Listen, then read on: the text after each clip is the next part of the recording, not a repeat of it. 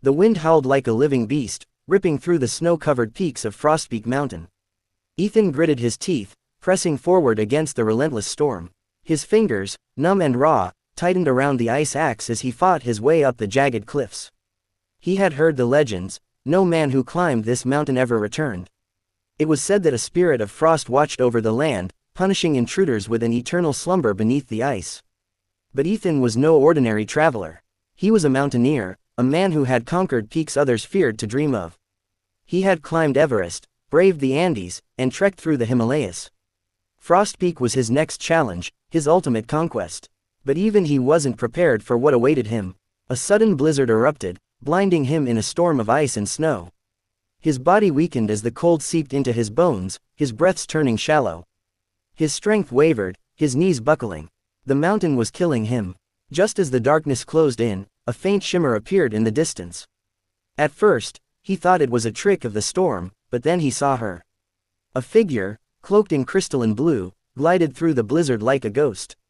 Her wings shimmered like frost-covered glass, and her eyes glowed like frozen sapphires. The storm itself seemed to bow to her presence, the raging wind slowing to a whisper. Ethan gasped, barely able to keep his eyes open. He tried to speak, but his lips were frozen shut. The last thing he saw before losing consciousness was her icy hand touching his forehead, sending a wave of frost through his veins. Then, everything went black. Ethan woke to warmth. A contradiction. There should be none in this frozen wasteland. His eyes fluttered open, adjusting to the soft glow surrounding him. He was lying on a bed of snowflakes, yet they didn't melt beneath his body. The cavern wall shimmered with ice crystals, reflecting a faint blue light that pulsed like a heartbeat. And then, he saw her. She sat a few feet away, her silver hair cascading like waterfalls of ice, her gown woven from frost itself. She was more beautiful than anything he had ever seen, more ethereal than any legend he had ever heard.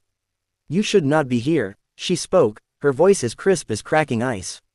Ethan pushed himself up, ignoring the sharp pain in his limbs. "Who are you?" She hesitated, her sapphire eyes studying him. Finally, she whispered, "I am Saphira, the ice fairy." Realization struck Ethan like a hammer. The stories were true. She was the guardian of this mountain, the spirit that doomed all who entered. "You saved me," he murmured. Saphira's gaze darkened. "Not for your sake, but for mine. If a mortal perishes in my domain, the Ice Lords will punish me." Ethan frowned. The Ice Lords. He had never heard of them in the legends, yet there was an unmistakable fear in her voice when she spoke their name. "I will heal you," she continued, standing. "And then you must leave." Ethan should have agreed. He should have run. But something in her eyes drew him in, something beneath the icy walls she had built around herself. He saw loneliness. A deep, eternal solitude that stretched far beyond the frozen horizon. And for the first time, he knew he couldn't walk away. Ethan returned. Again and again. Each time, he braved the storms, defied the cold, climbed higher and higher to reach her hidden sanctuary. Saphira warned him, scolded him, begged him to stop. But he never did, and slowly, she changed. She no longer watched him with cold indifference but with curiosity, then longing, then love. She laughed, soft and delicate, like the chime of frozen wind. She whispered secrets of the frozen realm, of the curse that bound her to the mountain, forbidding her from ever leaving, from ever loving. But love had already taken root. One night, beneath the glow of the frozen moon, Ethan reached for her hand.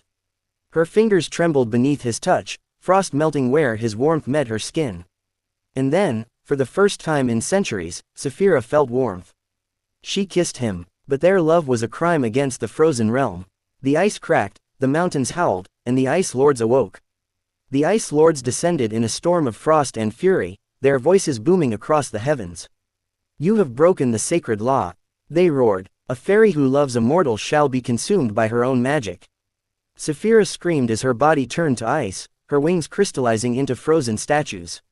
Ethan refused to let her go. He would not lose her. Fueled by desperation, he remembered an ancient legend, the Heart of Winter. A crystal hidden in the deadliest peak, said to hold the power to transform a fairy into something more. Something human. With no time to lose, Ethan climbed higher than he ever had before. He faced avalanches, blistering winds, and ice-shattered cliffs. His body bled, his fingers froze, his breath weakened. But he climbed. At the summit, he found it, a pulsing blue crystal buried beneath layers of frost. The heart of winter. With the last of his strength, he carried it back to Saphira. As the Ice Lords raised their hands to end her existence, Ethan pressed the heart of winter against her chest. A blinding light erupted. The mountain trembled. The Ice Lords screamed. And then, silence. Saphira opened her eyes. She was no longer just a fairy. She was something new. Part human, part fairy. Tears glistened in her sapphire eyes as she turned to Ethan. You gave me your warmth. Ethan smiled, his arms wrapping around her. And I'd do it again. Together, they left the mountain, creating a new legend, a love that burned brighter than the coldest ice.